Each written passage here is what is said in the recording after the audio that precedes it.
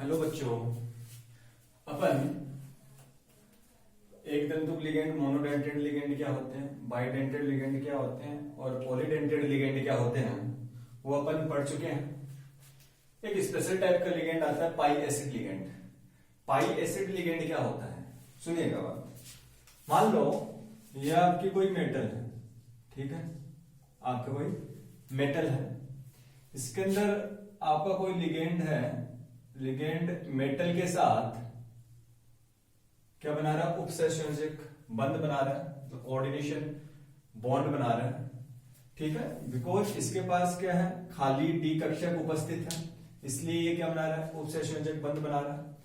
अब आपका जो डी कक्षक है, इसके अंदर कुछ खाली होते हैं, सॉरी, इसमें कुछ आपके डी कक्षक है वो क्या है, भरे हुए होते हैं। और आपका लिगेंड है, लिगेंड के पास क्या होता है, खाली कक्षक उपस्थित होता है। इस कंडीशन के अंदर जो आपके मेटल के पास जो भरे हुए जो डी कक्षक है, वो इलेक्ट्रॉन उसके खाली डी कक्षक के अंदर, खाली जो कक्षक है लिगेंड के पास, उसके अंदर क्या कर देते हैं, ट्रांसफर कर देते हैं, ठीक है। तो यहां पर लिगेंड के द्वारा मेटल के साथ क्या बनाया जा रहा है, उपसंयोजक बंध, और मेटल के द्वारा लिगेंड से क्या बना रहा है, उपसंयोजक बंध। इस प्रकार के लिगेंड को अपन क्या बोलते हैं, पाई एसिड लिगेंड, ठीक है। डेफिनेशन क्या है, वे लिगेंड जो धातु के साथ उपसंयोजक बंध बनाने के साथ बैक बॉन्डिंग के फलस्वरूप धातु भी लिगेंड के साथ उपसंयोजक बंध बनाए, वे लिगेंड पाई एसिड लिगेंड कहलाते हैं। ये आपका उपसंयोजक बंध है, ये फिर से इसके साथ उपसंयोजक बंध बना रहे हैं, इसको अपन बोलते हैं बैक बॉन्डिंग। क्या बोलते हैं, बैक बॉन्डिंग, या हिंदी में इसको अपन बोलते हैं पश्च आबंध, पश्च आबंध। इस बैक बॉन्डिंग को अपन सिनर्जिक बॉन्डिंग भी बोलते हैं। इस बैक बॉन्डिंग को अपन क्या बोलते हैं, सिनर्जिक बॉन्डिंग भी अपन बोलते हैं, ठीक है। तो ये बहुत इंपॉर्टेंट है। पाई एसिड लिगेंड क्या होते हैं कि आपका लिगेंड भी धातु के साथ उपसंयोजक बंध बनाता है, ठीक है, और साथ के अंदर जो मेटल है वो बैक बॉन्डिंग के थ्रू क्या बनाए, उपसंयोजक बंध बनाए, किसके साथ, लिगेंड के साथ। इस प्रकार के लिगेंड को अपन क्या बोलते हैं, पाई एसिड लिगेंड। एग्जांपल है इसके, कार्बोनिल है, साइनाइड है, PF3 है, आपका इथाइलिन है, ठीक है। एग्जांपल से समझा रखा है। ये आपका मेटल है, इसके पास क्या पूर्ण बरीय कक्षक है, इसके पास जो खाली कक्षक है ये इसके साथ अपने लोन पेयर को डोनेट करके उपसंयोजक बंध बना रहा है, ठीक है। अब इसके पास क्या है, आपका खाली कक्षक है, मतलब पाई, इसके ऊपर स्टार मार्क, मतलब एंटी बॉन्डिंग वेकेंट ऑर्बिटल है। ये आपने मॉलिक्यूलर ऑर्बिटल थ्योरी आपने पढ़ी होगी क्या, कि आपका कार्बन के पास 6 इलेक्ट्रॉन, ऑक्सीजन के पास 8 इलेक्ट्रॉन, तो टोटल कितने इलेक्ट्रॉन होंगे, 14 इलेक्ट्रॉन। अगर आप एमओटी के अकॉर्डिंग अगर आप इलेक्ट्रॉनिक कॉन्फ़िगरेशन भरते हैं, sigma 1s2, sigma star 1s2, sigma 2s2, sigma star 2s2, इस टाइप से अगर आप भरोगे तो आपको देखने को मिलेगा कि इसके पास आपका जो कार्बन है, कार्बन का जो हाइब्रिडाइजेशन है, यहाँ पर sp2 हाइब्रिडाइजेशन है, क्या है, sp2 हाइब्रिडाइजेशन है। तो इस कंडीशन के अंदर आपका जो कार्बन है, कार्बन के पास क्या उपस्थित है, एंटी बॉन्डिंग वेकेंट ऑर्बिटल यहाँ पर उपस्थित है, मतलब प्रतिबंधित रिक्त कक्षक क्या उपस्थित है। इस कंडीशन के अंदर इसके भरे हुए जो कक्षक है, इसके भरे हुए कक्षक जो इलेक्ट्रॉन से भरे हुए हैं, वो बैक बॉन्डिंग के थ्रू यहाँ पर क्या बनाएंगे, उपसंयोजक बंध बनाएंगे। क्या बनाएंगे, उपसंयोजक बंध बनाएंगे। तो इस टाइप के आपके लिगेंड को अपन क्या बोलते हैं, पाई एसिड लिगेंड। जो बंध यहाँ पर जो बैक बॉन्डिंग बन रही है, इसको अपन क्या बोलते हैं, सिनर्जिक बॉन्डिंग भी अपन बोलते हैं, ठीक है। अब इंपॉर्टेंट ये कि बैक बॉन्डिंग के कारण जो कार्बोनिल संकुल यौगिक है, कार्बोनिल संकुल यौगिक है, उसके बॉन्ड ऑर्डर में क्या आएगी, कमी आएगी। कैसे आएगी, अपन पढ़ते हैं जो बॉन्ड ऑर्डर है वो क्या होता है, bonding electron minus anti bonding electron upon 2, ठीक है। तो अगर एंटी बॉन्डिंग इलेक्ट्रॉन बढ़ेगा तो यह संख्या क्या होगी, घटेगी, और ये संख्या घटेगी तो बॉन्ड ऑर्डर क्या होगा, कम होगा। ठीक है। अगर बॉन्ड ऑर्डर कम हो रहा है तो जो बॉन्ड ऑर्डर से अपन क्या देखते हैं, स्थायित्व देखते हैं। अगर बॉन्ड ऑर्डर बढ़ेगा तो उसका स्थायित्व, स्टेबिलिटी क्या होगी, बढ़ेगी। अगर स्टेबिलिटी बढ़ रही है तो इसका मतलब क्या है कि जो भी आपका बॉन्ड बना उसको ब्रेक डाउन करने के लिए आपको ज्यादा एनर्जी देनी पड़ेगी। अगर बॉन्ड ऑर्डर घटेगा तो स्थायित्व क्या होगा, घटेगा। स्थायित्व घटेगा इसका मतलब क्या है, इसकी बॉन्ड लेंथ बढ़ रही है, बॉन्ड लेंथ बढ़ रही है तो इसको इजी वे के अंदर अपन क्या कर सकते हैं, ब्रेक डाउन कर सकते हैं। तो ये बहुत इंपॉर्टेंट है। बैक बॉन्डिंग के कारण कार्बोनिल संकुल यौगिक में जो कार्बोनिल है उसका बॉन्ड ऑर्डर में क्या आएगी, कमी आएगी। अगर बॉन्ड ऑर्डर में कमी आएगी, अगर बॉन्ड ऑर्डर डिक्रीज होता है तो इसकी बॉन्ड लेंथ क्या होगी, इंक्रीज होगी। अगर बॉन्ड लेंथ इंक्रीज होगी तो बंध ऊर्जा क्या होगी, डिक्रीज होगी। एग्जांपल से समझें कि सर बॉन्ड लेंथ मतलब बंध लंबाई और बंध ऊर्जा में क्या डिफरेंस है। मान लो सपोज दैट आपके पास मैं एक छोटी सी इतनी सी लकड़ी वुड दे रहा हूं, मैं इसको आपको ब्रेक डाउन करने के लिए बोलूं, और एक बड़ी मैं आपको क्या दे रहा हूं, लकड़ी दे रहा हूं, उसको ब्रेक डाउन करने के लिए बोलूं, तो इसी के अंदर कौन ब्रेक डाउन होगा, बड़ी वाली। तो इसका मतलब क्या है, जिसकी बॉन्ड लेंथ ज्यादा होगी उसको ब्रेक डाउन करने के लिए आपको कम एनर्जी देनी पड़ेगी।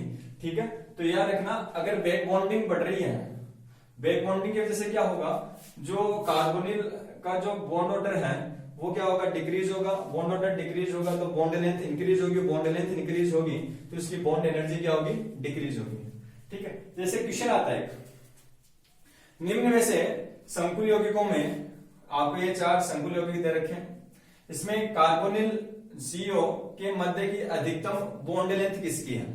ठीक है, 4 एग्जांपल आपको दे रखे हैं। क्रोमियम ये कार्बोनिल यौगिक दे रखा है, फेरस के साथ एक कार्बोनिल यौगिक जो आपका संकुल यौगिक बना रहा है, ये मैग्नीज बना रहा है, यहाँ पर वेनेडियम बना रहा है। तो आपको पूछा जा रहा है कि किसकी बॉन्ड लेंथ ज्यादा है। अब ध्यान दीजिएगा, बॉन्ड लेंथ किसके अंदर ज्यादा होगी, जिसके अंदर बैक बॉन्डिंग बनने के चांसेस ज्यादा हो। अब बैक बॉन्डिंग कब बनेगी, जब आपका जो डी कक्षक है वो क्या हो, इलेक्ट्रॉन से फुल फिल्ड हो, वहां पर पॉसिबिलिटीज क्या होगी, बैक बॉन्डिंग होने के चांसेस ज्यादा रहेंगे।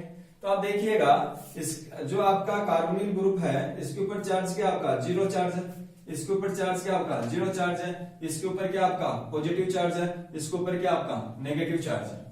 ठीक है, तो यहाँ पर इलेक्ट्रॉन की डेंसिटी क्या हो रही है, बढ़ रही है। इलेक्ट्रॉन का घनत्व बढ़ेगा तो इलेक्ट्रॉन का घनत्व बढ़ेगा तो वहां पर जो आपका सेंट्रल मेटल है, जो केंद्रीय धातु परमाणु है, वहां से जो बैक बॉन्डिंग बनने के जो चांसेस वो क्या रहेंगे, ज्यादा रहेंगे। और बैक बॉन्डिंग बनने के चांसेस ज्यादा रहेंगे तो उसकी वजह से क्या होगा, आपकी बंध लंबाई बढ़ेगी। इससे क्या होगा, आपके बंध लंबाई बढ़ेगी। ठीक है, तो इसका मतलब क्या, यहाँ पर 0 चार्ज, यहाँ 0, यहाँ पर पॉजिटिव, यहाँ पर नेगेटिव, तो इलेक्ट्रॉन का घनत्व किसमें ज्यादा है, यहाँ पे ज्यादा है। इलेक्ट्रॉन घनत्व यहाँ पर ज्यादा है तो वेनेडियम के द्वारा जो कार्बोनिल है उसके साथ बैक बॉन्डिंग पश्च आबंध बनने के चांसेस ज्यादा रहेंगे, और पश्च आबंध बनने के चांसेस ज्यादा रहेंगे तो इसकी बॉन्ड ऑर्डर क्या होगा, घटेगा। बॉन्ड लेंथ क्या होगी, बढ़ेगी। बॉन्ड एनर्जी क्या होगी, डिक्रीज होगी। आंसर क्या आएगा, 4 आएगा। ये चीज मैंने आपको नोट डाल के दिखाई है कि जिस संकुल यौगिक में केंद्रीय धातु पर नेगेटिव घनत्व अधिक होगा अर्थात नेगेटिव चार्ज अधिक होगा तो उसकी बैक बॉन्डिंग की संभावना अधिक होगी, जिसकी वजह से बैक बॉन्डिंग बनेगी, उसकी संभावना ज्यादा होगी, जिसकी वजह से क्या होगा, कार्बोनिल के मध्य बंध क्रम के मान में क्या आएगी, कमी आएगी, जिसकी वजह से बंध ऊर्जा में क्या होगी, वृद्धि होगी। It's clear. आप देख सकते हैं ना, यहाँ पर क्रोमियम है, अगर इसका ऑक्सीकरणांक निकालूं तो आपने एक दंतुक लिगेंड पढ़ा हुआ, कार्बोनिल क्या होता है आपका, उदासीन लिगेंड होता है। इसका अगर मेरे को निकालना है ऑक्सीकरणांक तो इसको मैंने क्या माना, x। इसका कार्बोनिल के ऊपर चार्ज क्या होता है, 0 इंटू 6। अब इस पूरे के ऊपर चार्ज कितना, 0, तो यहाँ x इक्वल टू क्या होता है, 0। इसी टाइप से यहाँ भी इसके ऊपर चार्ज क्या होगा, फिर इसके ऊपर 0 होगा। बट मैग्नीज की बात कर रहा हूं तो यहाँ पर क्या होगा, x plus 0 into 6 equal to +1। तो x की वैल्यू क्या है बेटा, +1। यहाँ पर मैग्नीज के ऊपर चार्ज +1 होगा, यहाँ पर वेनेडियम के ऊपर चार्ज क्या होगा, -1 होगा। तो यहाँ पर वेनेडियम के ऊपर इलेक्ट्रॉन का घनत्व क्या है, ज्यादा। इलेक्ट्रॉन का घनत्व ज्यादा तो बैक बॉन्डिंग बनने के चांसेस क्या होंगे, ज्यादा होंगे। बैक बॉन्डिंग बनने के चांसेस ज्यादा होंगे तो बॉन्ड ऑर्डर में क्या आएगी, कमी आएगी। बॉन्ड ऑर्डर में कमी आएगी, बॉन्ड लेंथ बढ़ेगी, और बॉन्ड लेंथ बढ़ेगी तो उसकी बॉन्ड एनर्जी क्या होगी, कम होगी। तो आंसर इसका क्या आएगा, 4 आएगा।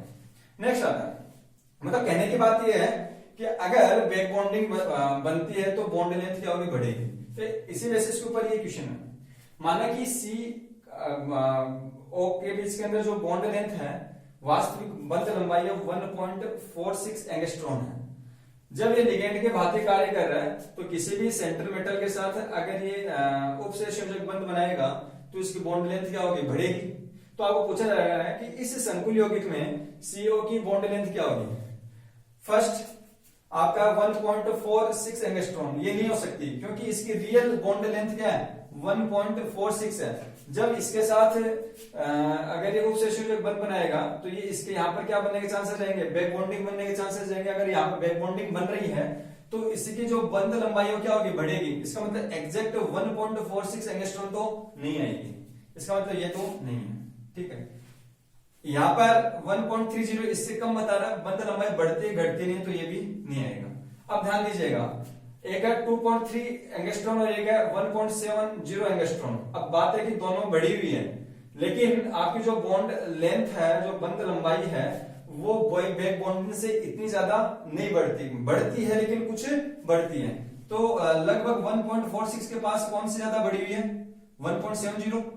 2.30 एंगस्ट्रॉम इतनी, मतलब कि बंध लंबाई के अंदर इतनी डिफरेंस नहीं आएगा, तो आंसर क्या आएगा आपका 4 आएगा। क्लियर है, ये आपका पाई एसिड लिगेंड है। नेक्स्ट आपका टॉपिक आता है EAN। EAN का मतलब होता है effective atomic number. Effective atomic number, effective atomic number क्या होता है कि किसी भी संकुल यौगिक में जो केंद्रीय धातु है उसके पास उपस्थित कुल इलेक्ट्रॉन की संख्या को अपन क्या बोलते हैं, EAN। इससे अपन को पढ़ना क्यों जरूरी है, कई बार यहां से क्वेश्चंस आते हैं, वो अपन आगे पढ़ेंगे, ठीक है। इसका मतलब एप्लीकेशंस क्या क्या है, ध्यान दीजिएगा। यदि कोई संकुल यौगिक में EAN का मान अक्रिय गैसों के परमाणु के बराबर आता है तो वह संकुल यौगिक EAN की पालना करेगा, ठीक है। ये बहुत इंपॉर्टेंट है EAN वाला।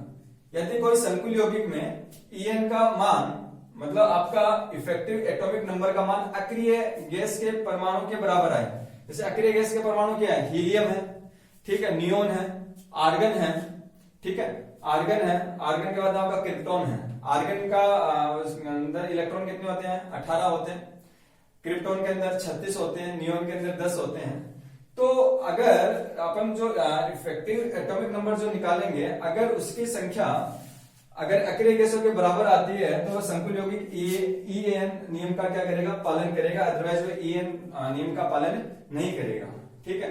EAN अब नेक्स्ट है कि कई बार आ जाता है कि कौन सा ज्यादा स्थायी है, कौन सा कम स्थायी है। तो सामान्यतः अपन देखते हैं कि उसका अपन EAN रूल से अपन उसके क्या निकालेंगे, इलेक्ट्रॉन निकालेंगे। अगर इसका इलेक्ट्रॉन की संख्या आपका जो अक्रिय गैसों के परमाणु के बराबर आती है तो वो आपका संकुल यौगिक तुलनात्मक रूप से क्या होगा, ज्यादा स्थायी होगा। ये मैंने लिखा है यहाँ पे। सामान्यतः जो संकुल यौगिक EAN नियम की पालना करता है, EAN नियम की पालना से मतलब क्या है कि जो इफेक्टिव एटॉमिक नंबर है वो अक्रिय गैसों के परमाणु के बराबर आएगी, तो वो आपका संकुल यौगिक EAN नियम की क्या करेगा, पालना करेगा। तो अगर जो संकुल यौगिक EAN नियम की पालना करता है तो वह तुलनात्मक रूप से क्या होगा, अधिक स्थायी होगा। इसको निकालने के लिए एक आपका फॉर्मूला है EAN इक्वल टू Z क्या होता है आपका एटॉमिक नंबर या परमाणु क्रमांक minus oxidation state. Oxidation state क्या होती है आपकी ऑक्सीकरण संख्या, plus 2 into coordination number. Coordination number क्या होता है, समन्वय संख्या। तो इसका फॉर्मूला क्या होगा, Z minus oxidation state plus 2 into coordination number, ठीक है। अगर ये मल्टीप्लाई करने के बाद में अगर इसका जो इलेक्ट्रॉनों की संख्या है वह अक्रिय गैसों के परमाणु के इलेक्ट्रॉन की संख्या के बराबर आती है तो वो आपका संकुल यौगिक किसकी पालना करेगा, EAN रूल की पालना करेगा। इसके एग्जाम्पल से अपन समझते हैं। इसके जो EAN रूल है वो अपन एग्जाम्पल से अपन समझते हैं।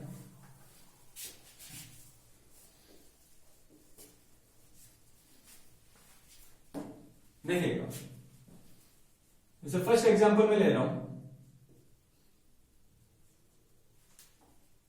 कोबाल्ट AN2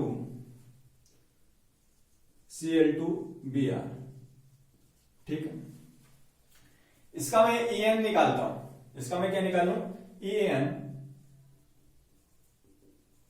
इजिकल टू, कैसे निकालोगे, जेड जो कोबाल्ट है वो कितने नंबर पे आता है, 27, ठीक है, ये आपको याद करना पड़ेगा, कोबाल्ट कितने पे आता है, 27 माइनस, अब ऑक्सीडेशन नंबर आप कैसे निकालेंगे देखिएगा, ऑक्सीडेशन नंबर अपन निकालने हैं, ठीक है, आपको पता है, जैसे मान लो सपोज दैट मैं बात कर रहा हूं NaCl की, अगर ब्रेक डाउन करते इसमें पॉजिटिव आएगा, इसके ऊपर क्या आएगा, नेगेटिव, जो राइट साइड के अंदर होता है नेगेटिव आता है, लेफ्ट साइड के अंदर होता है उसके ऊपर क्या आता है आपका, पॉजिटिव आता है, ठीक है, देखिएगा, अगर मैं इसको ब्रेक डाउन कर रहा हूं तो इसके ऊपर क्या आएगा, नेगेटिव, इसके ऊपर क्या आएगा, पॉजिटिव, ये करके मैंने इसको हटा दिया, मेरे को जो ऑक्सीकरण संख्या निकालनी है वो केंद्रीय धातु परमाणु की मुझे निकालनी है, ठीक है, जिसकी मुझे निकालनी है उसको मैंने क्या माना, एक्स माना, क्या माना, एक्स।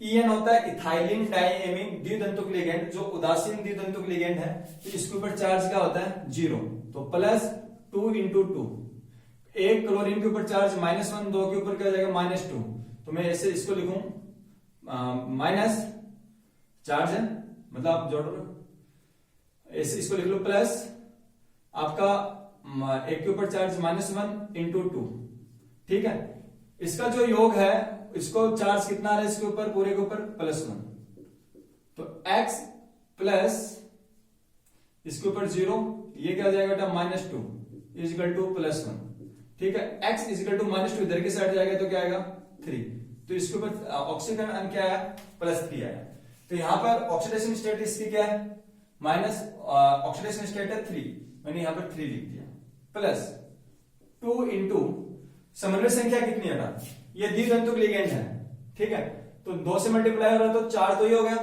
4, और ये एक दंतुक लिगेंड कितने उपस्थित है यहाँ पर, 2, तो कितने हो जाएंगे, 4, समन्वय संख्या इसके 4 और 2 6, तो इसकी जो समन्वय संख्या वो कितनी आएगी, 6, तो अगर इसको मैं सोल्व करता हूं तो कितना आएगा, 27 - 3 + 12, ठीक है, तो आंसर क्या आएगा, 36 आएगा, आंसर क्या आ रहा है, 36, जो 36 है, जो क्रिप्टॉन है वो अक्रिय गैस है जिसके पास इलेक्ट्रॉन की संख्या कितनी होती है, 36 होती है, ठीक है, तो इसका मतलब जो आपका ये संकुल यौगिक है वो EAN रूल की क्या कर रहा है, पालना कर रहा है, EAN रूल की क्या कर रहा है, पालना कर रहा है। नेक्स्ट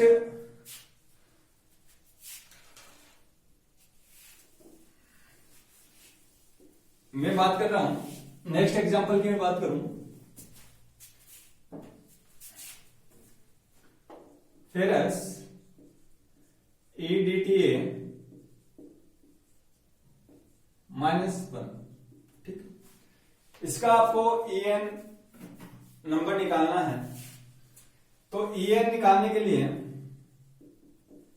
अपन क्या लिखेंगे, एटॉमिक नंबर किसका, केंद्रीय धातु परमाणु का कितना होता है, फेरस का 26, ठीक है, माइनस, अब ऑक्सीडेशन नंबर आपको निकालना है, ऑक्सीडेशन नंबर इसका आपको निकालना है, EDTA, ठीक है, -1, जिसका निकालना है उसको मैंने क्या माना, x माना, ठीक है, EDTA के ऊपर चार्ज कितना होता है, -4 होता है, ठीक है, इथाइलिन डाइएमीन टेट्रा एसीटेट, ठीक है, इसके ऊपर चार्ज कितना होता है, -4 equal to -1, x equal to क्या आ जाएगा, +3, x इजिकल टू क्या आ जाएगा यहाँ पर, +3, तो इसकी ऑक्सीडेशन नंबर कितना आएगा, 3, प्लस 2 × इसका जो समन्वय संख्या है वो कितनी होती है, 6 होती है, ये हेक्साडेंटेड लिगेंड है, ठीक है, तो इसकी समन्वय संख्या क्या होगी, 6 होगी, तो इसको आप सोल्व करेंगे तो 26 - 3 + 12, ठीक है, कितना आएगा, 35, ये EAN रूल की पालना नहीं कर रहा है, ये EAN रूल की पालना नहीं कर रहा है। नेक्स्ट अपन एग्जांपल देखें, नेक्स्ट एग्जांपल अपन देख रहे हैं, थर्ड एग्जांपल अपन देख रहे हैं, क्रोमियम CO6, ठीक है, इसका अपन EN निकालें तो क्रोमियम का जो आपका एटॉमिक नंबर होता है वो कितना होता है, 24 होता है, ठीक है। माइनस ऑक्सीडेशन स्टेट आप निकालोगे तो इसको मैंने क्या माना, एक्स माना, ठीक है। प्लस इसका कार्बोनिल एक आपका उदासीन एक दंतुक लिगेंड है तो 0, कोई चार्ज नहीं, इंटू 6। अब इसके ऊपर टोटल आपका जो संकुल यौगिक है इसके ऊपर कोई चार्ज आपको नजर आ रहा है क्या, नहीं आ रहा, इसका मतलब क्या लिखोगे, 0। तो x इजिकल टू क्या आएगा बेटा, 0 आएगा, ठीक है। तो इसकी ऑक्सीडेशन स्टेट क्या है, यहाँ पर 0 है, इसकी ऑक्सीडेशन स्टेट क्या है आपकी, 0 है।